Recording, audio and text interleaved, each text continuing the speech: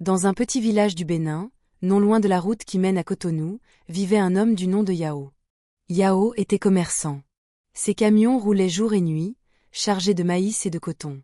Sa maison était la plus belle du village. Murs en banco bien lissés, toit en tôle brillante, un grand salon avec des fauteuils en cuir et un lit immense dans la chambre du fond. Il était marié à Fatou depuis 7 longues années. Fatou était une femme calme, aux mains douces, venue d'un village plus pauvre. Au début, tout le monde disait qu'elle avait de la chance. Yao l'avait sortie de la misère. Mais au fond de son cœur, Yao gardait un doute qui grandissait comme une mauvaise herbe. Est-ce qu'elle m'aime vraiment, ou seulement mon argent? Les jours passaient, tranquilles en apparence. Mais Yao ne dormait plus la nuit. Il observait Fatou en silence. Il voyait ses sourires, ses gestes tendres, et pourtant le doute restait là, comme une ombre qui ne voulait pas partir. Un soir, après avoir beaucoup réfléchi, il prit une décision terrible. Il allait la tester. Vraiment. Jusqu'au bout. Il appela son ami, le vieux docteur du dispensaire, et lui expliqua tout à voix basse.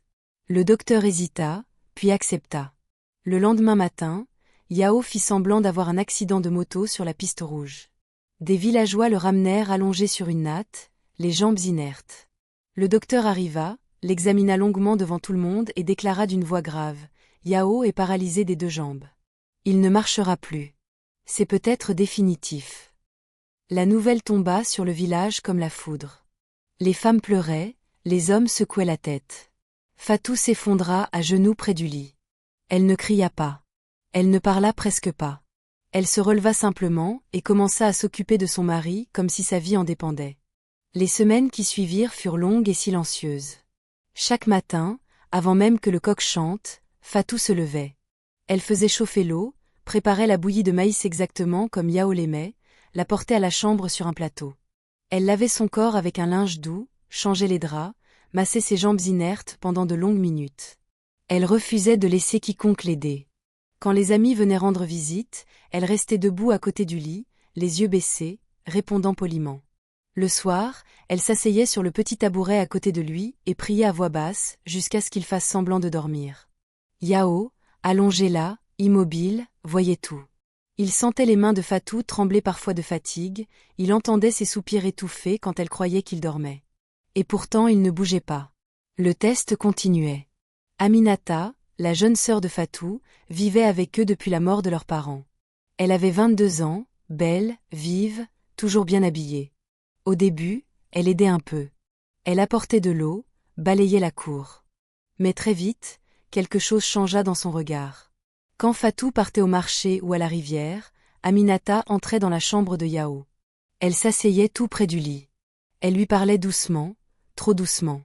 Elle lui disait que Fatou semblait fatiguée, qu'elle sortait souvent seule, qu'elle recevait peut-être des messages d'un autre homme du village voisin. Yao écoutait sans répondre. Les jours passaient. Aminata devenait plus audacieuse. Un après-midi où Fatou était partie vendre au grand marché de Cotonou, Aminata ferma la porte de la chambre. Elle s'approcha du lit. Elle posa sa main sur la poitrine de Yao et murmura des mots que personne n'aurait dû entendre. Elle lui dit qu'elle l'avait toujours aimé en secret, qu'elle pouvait prendre soin de lui mieux que sa sœur, qu'elle pourrait lui donner des enfants. Elle se pencha davantage. Ses lèvres effleurèrent presque son visage. Yao sentait son parfum fort, son souffle chaud. Il resta parfaitement immobile, les yeux mi-clos. Mais ce n'était pas tout. Le soir même, quand Fatou rentra épuisée, Aminata lui parla à voix basse dans la cour. Elle lui dit que Yao allait mourir bientôt, qu'il valait mieux préparer les papiers, que si Fatou signait maintenant, elle pourrait garder la maison et les camions. Fatou refuse net.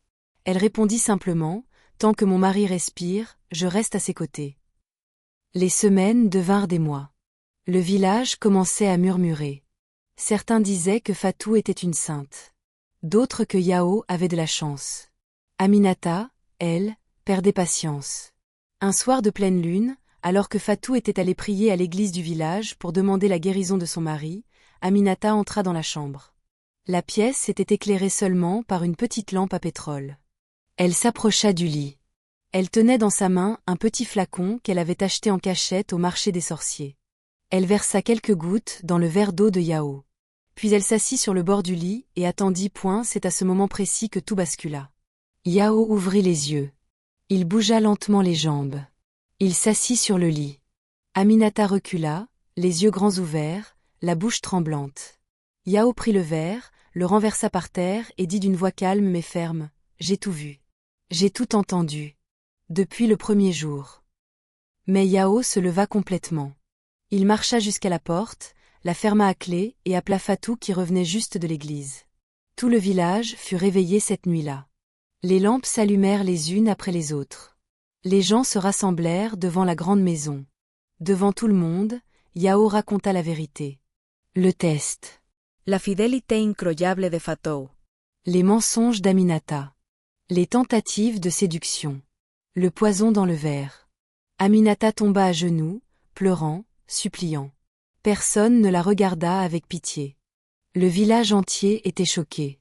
La belle-sœur qui voulait voler le mari de sa propre sœur, qui voulait empoisonner un homme paralysé, personne n'avait jamais vu une telle trahison.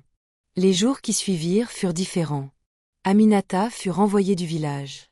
Fatou et Yao restèrent ensemble, plus unis que jamais. Yao demanda pardon à sa femme à genoux. Fatou lui pardonna, mais lui fit promettre de ne plus jamais tester l'amour. Yao reprit ses affaires. Fatou continua à s'occuper de la maison, mais désormais avec le sourire tranquille de celle qui sait qu'elle est aimée pour de vrai. Parfois, le soir, quand ils étaient assis sous le manguier, Yao regardait sa femme et murmurait « J'ai failli tout perdre pour un doute stupide ». Cette histoire nous rappelle une grande vérité. On ne teste pas l'amour comme on teste une marchandise. La fidélité ne se mesure pas dans la souffrance que l'on impose à l'autre. Et surtout, la jalousie et la cupidité d'une belle-sœur peuvent détruire une famille entière plus sûrement qu'une maladie. Yao, Fatou et Aminata l'ont appris dans la douleur. Mais leur histoire reste une leçon pour tous. Écoute toujours ton cœur, traite bien ceux qui t'aiment vraiment, et ne laisse jamais la suspicion ou l'envie entrer dans ta maison. Car ce qui est vrai reste debout, même quand tout semble perdu.